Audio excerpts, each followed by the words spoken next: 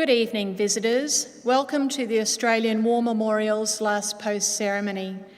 My name is Melanie Cassar, and joining us today from the Royal Australian Navy is Lieutenant Nali Ung. We welcome the veterans who have served, those that are still serving, and the families that love and support them. We acknowledge the members of RSL and Services Clubs Association, RSL Victoria and RSL Queensland, who are watching the broadcast of this ceremony across Australia. During this evening's ceremony, wreaths will be laid at the base of the Pool of Reflection by visitors to the memorial. If you are able, please stand and join in singing the national anthem.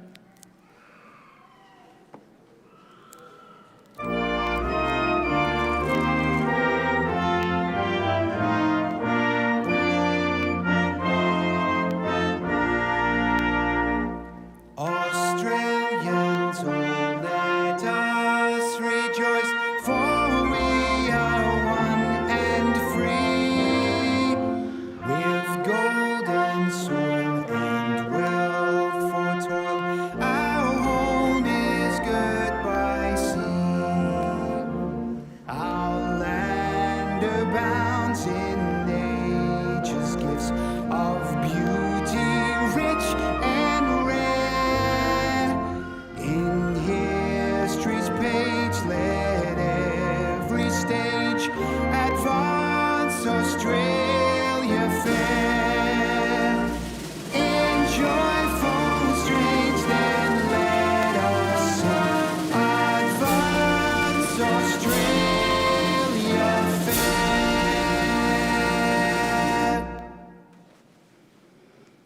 If able, please be seated. The Australian War Memorial was the vision of Charles Bean, Australia's First World War official historian.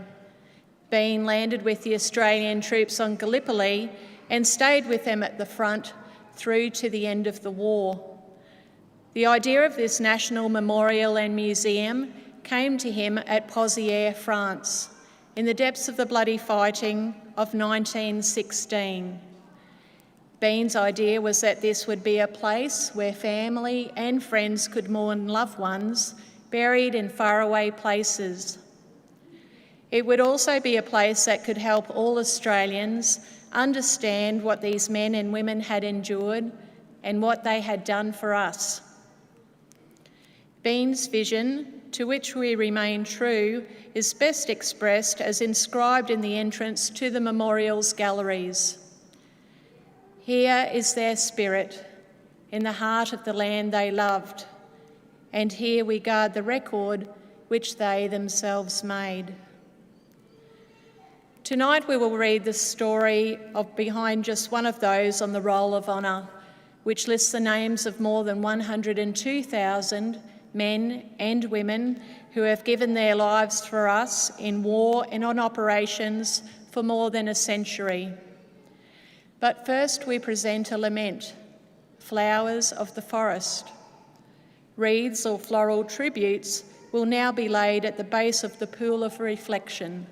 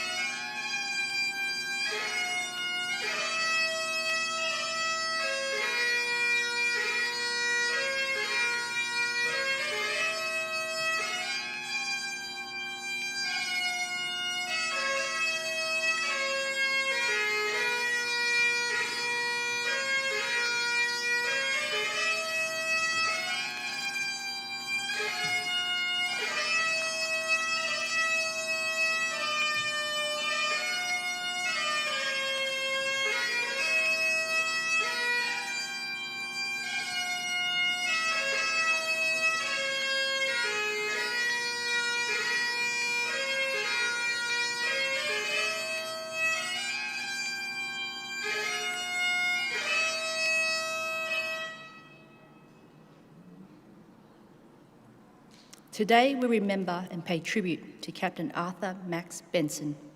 Arthur Benson was born on the 3rd of March 1906 in Gundeer, Queensland, to Joseph and Charlotte Benson. He had a twin brother, Emmanuel. Little is known of his early life, but he married Florence Grace Benson and they had 3 children, sons Jack and Marcel and daughter Vilma. They lived in Tyro, Queensland. He worked as a farmer and later a railway employee, but also served on and off with the militia in Australian Military Forces, or AMF, from 1926. In October 1939, as part of the 47th Battalion in the AMF, he volunteered for duty and was later made a lieutenant in the 2nd 9th Battalion, 2nd Australian Imperial Force. Benson travelled with his unit to the Middle East on 5th of May 1940. The battalion served in Egypt before reinforcing the defence of Tobruk. One of Benson's reports to his commander indicates a wiry sense of humour. He writes, "We had our usual narrow escapes. In one instance, a grenade was thrown at me and exploded at my feet. Except for being blown off my feet, I received no injury. Not being selfish, I tossed back a Mills hand grenade for the occupants to share amongst them." Benson spent June to August in and out of hospital with various illnesses, including jaundice and dysentery. After being withdrawn from Tobruk in August, the battalion travelled in Palestine, during which Benson attended a field works course. The unit joined the forces garrisoning Syria in September, and in early January, Australian troops were ordered to withdraw from the Middle East after the outbreak of war with Japan in the Pacific. The 2nd 9th Battalion embarked on the 12th of February 1942. Benson spent 5 months in Australia before sailing with his battalion to New Guinea in August 1942. In September, he was promoted to temporary captain. The 2nd 9th took part in the bloody battles of Buna on the northeastern coast of Papua. On the 27th of December, the battalion was attacking a Japanese position near Buna when Benson was wounded in action with gunshot wounds to the forehead, chest and legs. He was evacuated to the 2nd 9th Australian General Hospital, and in January he embarked aboard the Madunda for Australia. Madunda for Australia. He was later mentioned in dispatches for his gallant and distinguished service in the Southwest Pacific area. After treatment in military hospitals in Brisbane, Benson spent some months in recovery from his wounds. In June 1943, he was made second in command of an infantry training battalion and served in Australia until March 1944, when he was sent back to Port Moresby to rejoin his unit. Benson served a few months in New Guinea before being evacuated back to Australia in May 1944. He appears to have spent some months attending a tactical training before being hospitalised in November with an undiagnosed debility, possibly owing to his old wound. On the 12th of December, he was assessed as unfit for overseas service, and the following day was discharged from the hospital with anxiety and was put on leave until the 29th. Benson spent his leave with his family. On Christmas Day 1944, he and his wife and his 3 children went to the Mary River to teach the boys to swim. Benson was in the river with his 2 sons when he disappeared from view. His body was found an hour later, but he could not be revived. A court of inquiry cited evidence that indicated he had drowned after suffering a stroke, probably brought on by head trouble from an old shrapnel wound. He was 38 years old. Benson was buried at Maryborough Military Cemetery. Captain Arthur Max Benson is listed on the honour roll on my left, amongst almost 40,000 Australians who died while serving in the Second World War. His photograph is displayed today beside the pool of reflection. This is but one of the many stories of service and sacrifice told here at the Australian War Memorial. We will remember Captain Arthur Max Benson, who gave his life for us, for our freedoms, and in the hopes of a better world.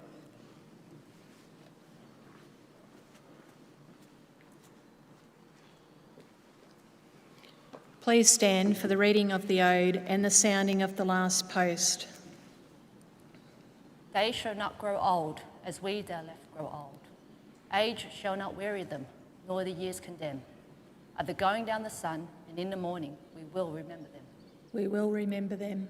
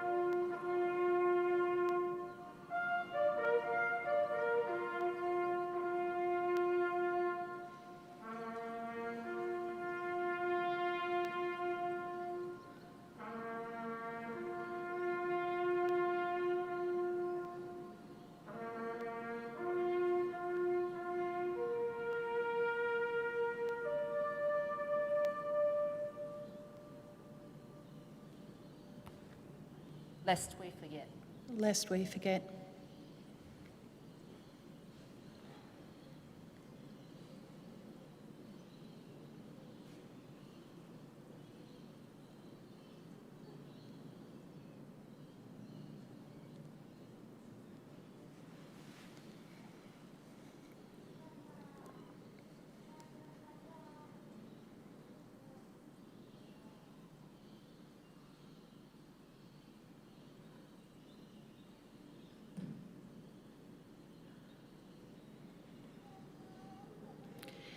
We leave you this evening with the words of the memorial's founder, Charles Bean. Many a man lying out there at Poziere or in the low scrub at Gallipoli with his poor, tired senses barely working through the fever of his brain has thought in his last moments, well, it's over, but in Australia they will be proud of this. Ladies and gentlemen, girls and boys, that concludes the last post ceremony. We thank you for visiting the Australian War Memorial and wish you all a very good evening.